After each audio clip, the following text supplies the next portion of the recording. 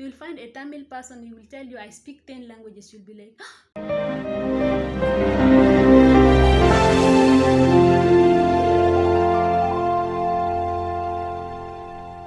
hi guys, welcome back to my YouTube channel. I'm back again with another video, and in today's video I'm going to discuss culture shocks in India part 2. If you didn't watch part 1, check in the description below. I will leave the link so that you can go and check. So culture shock number 1, guys, is women in India wear string flower on their hair. In Tamil Nadu, women are considered and completely dressed without that flower. They make a chain of jasmine flower, and then they will fix on their head. Some other flowers are there also, like rose. They can fix rose. They use a pin, what do you call, safety pin, to fix the flower on their head. I saw this one first time in India. I've never seen anywhere else in Africa or in Kenya, where I come from. So that was another culture shock. And then another culture shock in India, guys, women pay dowry. Like, yeah, they pay dowry. Bride price or groom price. So Indian women pay to their grooms. Like back home, the groom are the ones to pay the bride price to the bride's parents. But here in India, it's the other way around. So it was a shock to me. And then another culture shock number 3 is puberty functions, guys.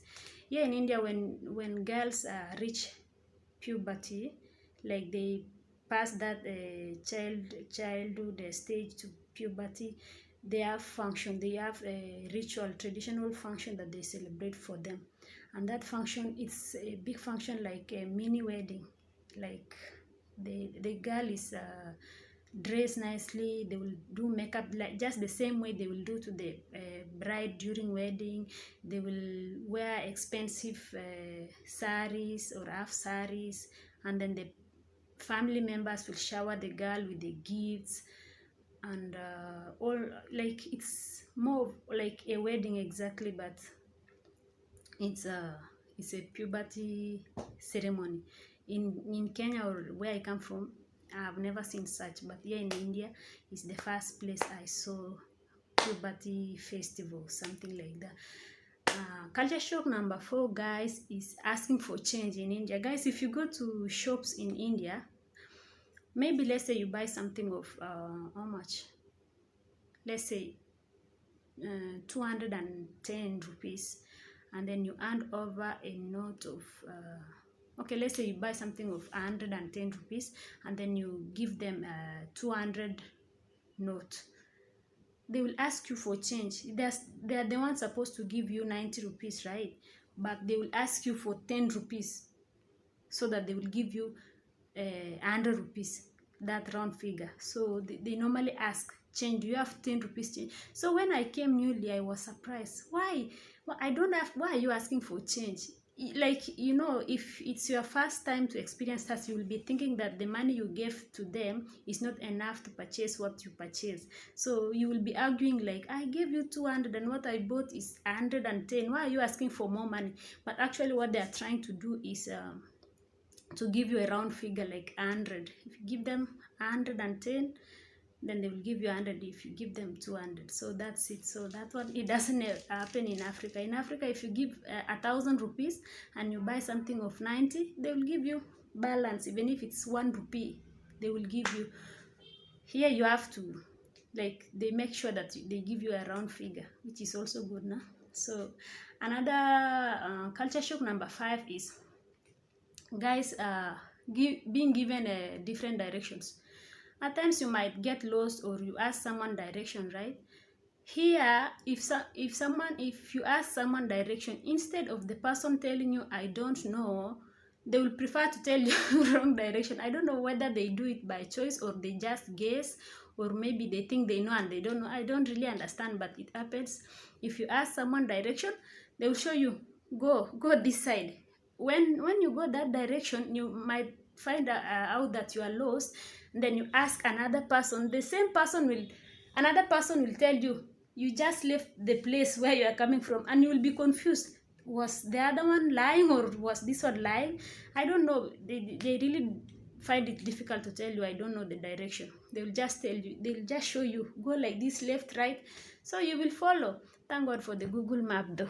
And then the sixth culture shock is touching of elders' feet. Guys, in India, uh, if you visit someone who is older than you, or someone older than you visits you, you touch their feet to show respect.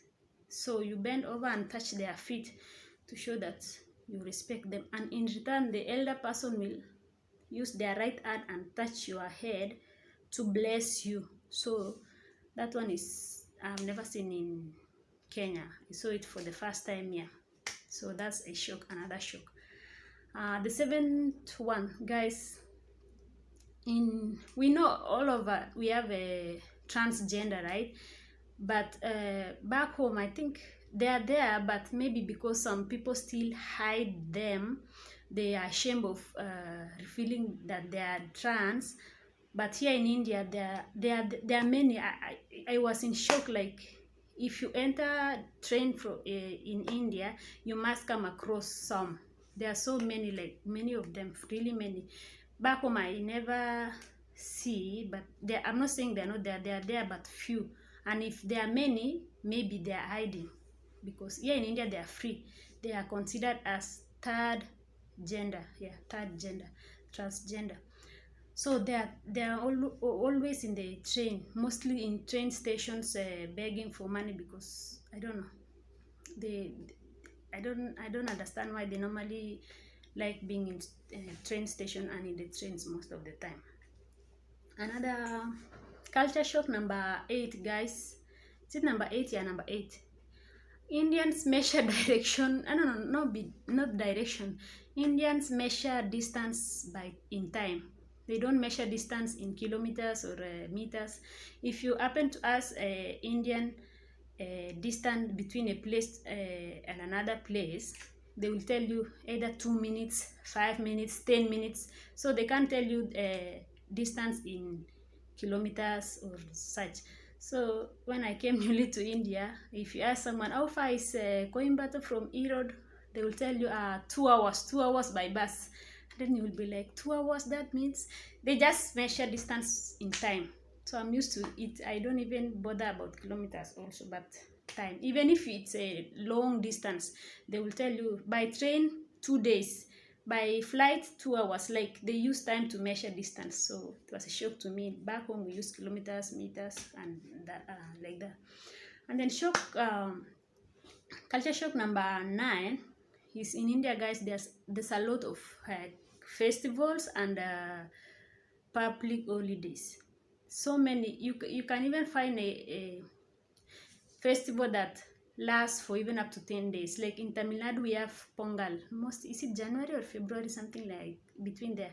Can't remember the month, but it's always 10 days. And we have also another one, birthday of Ganesha, something. It's also around 5 days, like that. So, and other many festivals and public holidays that is there in India that it's not there back home. So in college, we used to be very happy when it's almost Pongal time and these other holidays, Diwali holidays also. They have so many. And also they normally celebrate birthdays of those prominent people, ministers and all that, or those people that are no more that were prominent people. They celebrate their birthdays and give a public holiday also for that. They will even give public holiday for memorials, something like that. So there's so many festivals and public holidays back home. Just some, even we have public holidays, but people will still go to work, people will still go to college, everything will go on as usual. But back here in India, we stay home when festivals are there. Shock number 10 is a lot of number 10 is Indians are if you think you can bargain something, you've never been to India. Indians are pros in bargaining. They can really bargain.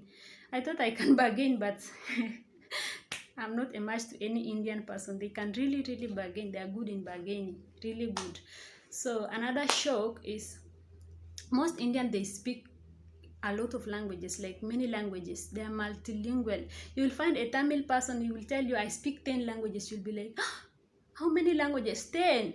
They will speak like in South India, we have Kannada, Telugu, uh, Malayalam, Tamil.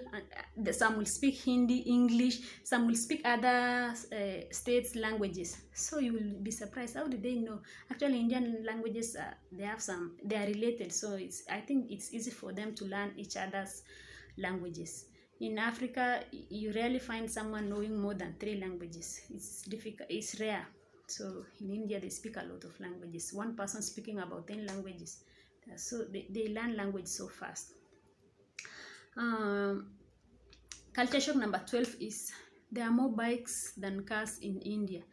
Like back home, bikes bikes are used by, it's a commercial means of like they use it for commercial purposes, like taxi, like taxi. They use it for taxi purpose. You rarely find someone like privately owning a bike. Instead, you will see someone owning a car. But here in India, someone will own 2 cars, but he will ride bike instead of driving the car. So they love bike more than cars. So there are more. In a family of 5, you will find maybe 3 bikes, everyone with bike. So there are so many bikes in India than cars, and they prefer bike. I don't know why. Maybe because it's easy to get your way in the traffic jam or something like that. That's a shock to me also. Yeah, another thing is they live with their parents. Okay, once they get married, they will still stay with their parents in the same compound or in the same house. But back home, most people prefer leaving the family. Once they marry, they will just go out of the family and live outside. But here in India, they live together. Like I remember back home when we were in school, during holidays, we will go visit our grandmothers, we go visit our aunties. But here in India, it's rare because most of them, they live together. Auntie is there, grandma is there, granddad is there. They live in extended family way of, like it's a community. They just like living together. In Africa, this can never happen without having quarrel with among the family members. We will really fight. Like there will be no harmony in the family. But here in India, they really live harmoniously. You will never hear that there's fight. And if there is fight, like they disown that member of the family, you are no more part of the family completely. That's how I understand. But most of the time they have no problem. They live together. During festivals, they will cook together. Auntie will cook food, grandma will cook. They will bring and eat together. They like eating together, which is nice. Back home, you are just your father, your mother, and your siblings. If you want to go and visit your cousins, maybe they live in another town. But here in India, mostly they live together. So that was a shock to me, but I like it also. I wish I could do the same with my future family, but in Africa, it's kind of difficult. And then another shock, guys, is advertisement in TV. The people you see in TV is different from the people. Guys, it's summer. I'm really sweating. Summer, and I didn't want to on the fan because of the noise. So the people in TV you see in TV are really different from the people you see in real life. Not in the way of dressing or anything, they're just same, but you will think these are people from other country and these are people from, they look completely different. Like back home, people in the adverts or in TV are same as us. There's no much difference. But here in India, you will find totally different people. The people in TV you see in TV, they are so white, you won't even tell that there are dark people in India. But we have most of them, they are dark, so you can't, it's rare to see dark people in advertisements. So that was another shock to me. That's why when I was in Kenya, before I came to India, I thought Indians are white. But when I came here, I was shocked, like, what? I never see them in movies, like in the Nollywood movie. in Bollywood movies, if you see them, they are really white, and you rarely see a dark or dusky skin in their movies. So that was another shock to me. And then in India, we don't call elders by their names, like calling Mr. So and so, like Mr. Kumar, Mr. such, like we don't call people by the elders by their names. You call elders by, you call auntie, uncles. Back home we call uncles brother to your father or brother to your mother. But here in India, anyone that is older than you refer to them as uncle, brother, sister. So it was a shock to me. Back home it doesn't work like that. I found it difficult to start referring to someone that you don't even know, uncle or auntie. So but I'm used to it now. It's really good. Yeah, it shows respect. So guys, that's it for today. If you didn't watch the first video, go and then watch this one also. You will understand more culture shocks that you might experience when you come to India, or even most of them you know, or it happens in your country. So let me know in the comment section below if you have come across such, or it doesn't shock you if most of these shocks happen in your countries. Comment in the comment section below. So guys, if you are a new if you are a new person watching my video today, or if you are watching my video for the first time, kindly subscribe. And if you are my returning subscriber, thank you so much for your support, and stay tuned for the next video. Thank you so much guys. Bye bye.